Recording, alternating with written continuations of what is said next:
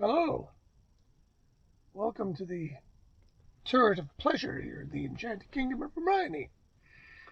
I'm your host and the Lord Chamberlain of the Enchanted Kingdom, Zip Gun, and going through my Miles Davis and listening to it, and boy, if you're a guy like me, now I like Miles Davis a lot, but unlike a lot of Miles Davis fans, I like his electric stuff the best. I love all his lyrical jazz stuff. He's a great player, very unique sound, brings a definite thing to each session he plays on, and I appreciate it. But the stuff with guitar players, let's just say, is the stuff that I live for. And my favorite guitar player, certainly my favorite soloist of all time, is Pete Cozy, who played with him during 73 to 75.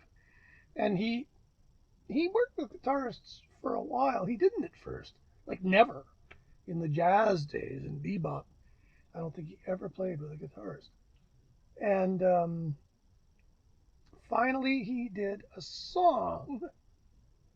God, what album was it? I can't remember. He did one song with George Benson, and that was okay. Then he did a song, I think, with Joe Beck, and then he discovered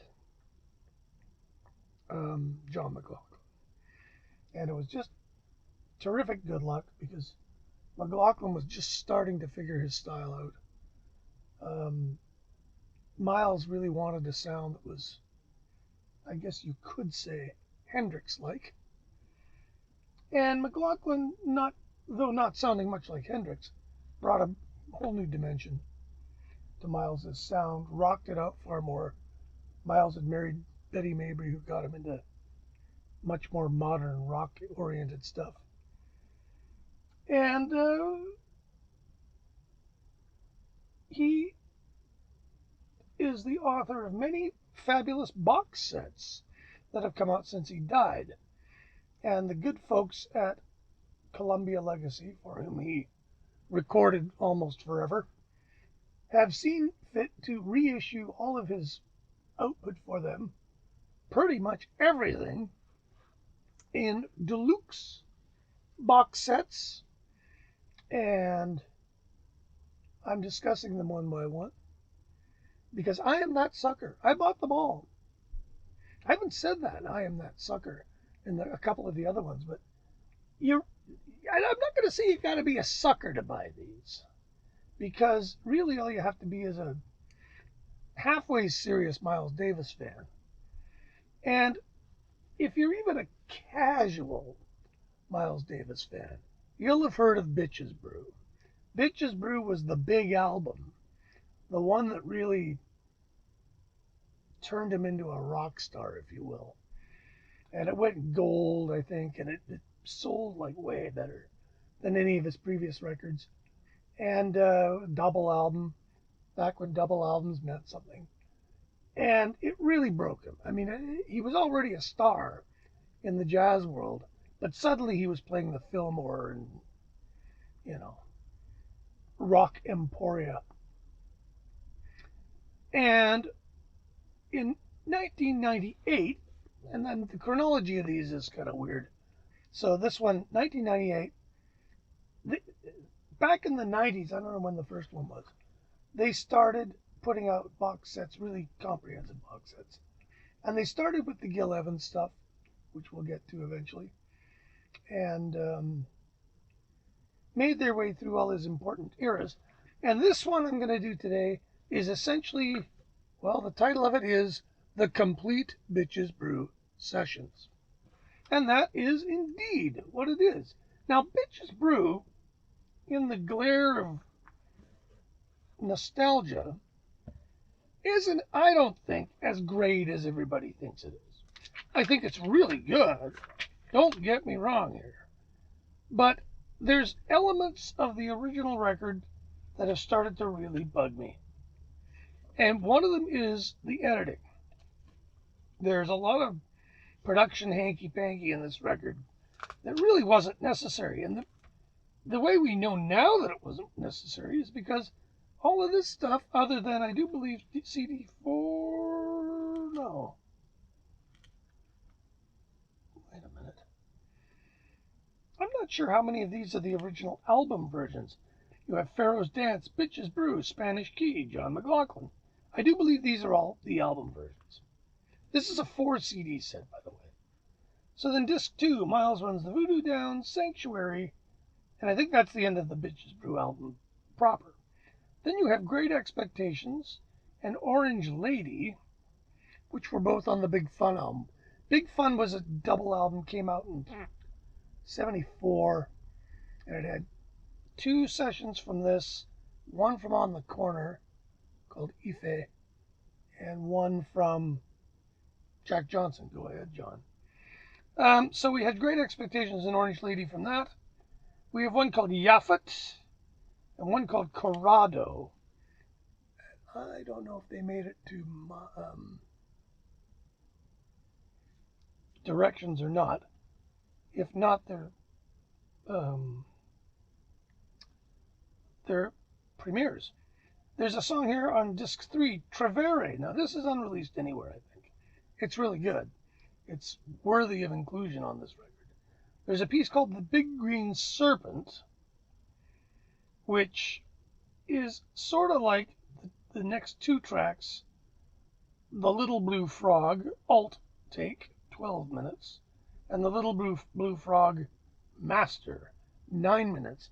Now also, The Little Blue Frog came out on a 7-inch. One of my weird fascinations is Miles Davis 7 inches. And you don't get the single edit of that on this. Now, much later when the On the Corner one came out, they gave you the single edits of Big Fun and Hollywood, which was the 7-inch. But they also give you the complete takes that the 7 inches are taken from, which I think is great. This, they don't give you the edit. They just give you the whole take. At the end of disc 3, you have Lonely Fire and Guinevere. Now, Lonely Fire is also from Big Fun, I believe. And Guinevere is from Circle in the Round. And then we have on disc 4, now I can't remember what's what here, Feio, F-E-I-O, which is unreleased anywhere. Double Image, which I do believe there's 2 double images here. One of these made it onto Live Evil. Recollections, which I don't think made it anywhere else. And Take It or Leave It, which is just a little short 2-minute thing. Now, all of this stuff is really good. I mean, with the edits taken out of it, it's always great. The band on this, of course, I mean, the band on it kind of morphs, but it's essentially Joe Zawinul. This is Joe Zawinul's big moment with Miles. Wayne Shorter's swan song with Miles. Benny Maupin, bass clarinet, is all over this. Chick Corea is on electric piano. John McLaughlin is on guitar. Oh, wait a minute. This is 1970, and Khalil Balakrishna is on it on sitar. That's interesting. I didn't know that. Well, he's on a couple of these sessions. 1969. Balakrishna was in the band solid for a couple of months in 72. And maybe longer. I don't know. He has no internet profile, Khalil Balakrishna. So looking this guy up is pretty darn near impossible. Ayrton was also in this band. This is a very good band. I think this is the band. McLaughlin was gone, I think, but McLaughlin was a guest in this band. He didn't play on the road with this band because he was in Tony Williams' Lifetime, as was Larry Young, who's also here. So there's a song: Miles, Wayne Shorter, Benny Maupin bass clarinet, Joe Zawinul on electric piano, Chick Corea on electric piano, Larry Young on electric piano, John McLaughlin, Dave Holland on bass, Harvey Brooks on electric bass, Lenny White on drums left, Jack DeJohnette drums right, Don Elias on congas, Yuma Santos on shaker. I mean, this is as good a band as exists anywhere in the universe, in the time-space continuum. So, you know, it goes without saying, but this isn't yet another one of these boxes that when it came out, I went, yeah, I'll buy that. Of course I'll buy it. And I didn't really think much about what was going to be on it. And when I got it, it was like, wow, this is really good. Now the good news is, I didn't check the other ones, but I remembered to check this one with the question being, well, what if I love Zip Gun's review and I want to purchase one of these? How much is it going to cost me? Well, today on Discogs, they're about $40 US, $50 Canadian maybe. Worth every cent. 4 CDs of the best music. It's in a beautiful silk slipcover with the blue metal clip on the end. They're all like this. All the special ones, anyways. I guess I would call them the studio ones. There's two schools of thought in Columbia. They're trying to milk this guy's catalog hard. But at the same time, there's kind of the prestige items, which are, okay, we're going to do all the studio recordings from this era and this era and this era. And those are great. They're really deluxe. They're pretty much exhaustive. They don't descend into crap territory. There's no really shitty outtakes anywhere. It's all worthwhile. And this was one of the first ones, I believe, that they put out because Bitches Brew was such a big record for them. And it's very successful. It looks great, full of great notes. Again, well, this one at least the song titles are on the little envelopes, so you don't have to go looking in the book. The discographical information is still. Oh, well, the personnel listings are at the very end. Well, that's handy. It's weird. They're all different. Some of them are very not user friendly. This one's not too bad. You got to hear it. If you like Miles, if you like the funky Miles, or this is sort of transitional Miles, if you will, because Joe Zawinul's on it, or Wayne Shorter's on it. And I highly recommend it. If you find one in a used record store for $20, buy it. It's worth every cent. Anyways, that's it for this one. We'll get to some more and we'll talk at you later. Take care of each other. And don't forget to subscribe. You'll get notified whenever one of these hits the world. I've been taking breaks here and there for various reasons. But I'm back in the feeling like doing it, so I'm going to do it for a while. So, great to see you tune in. We'll talk to you later.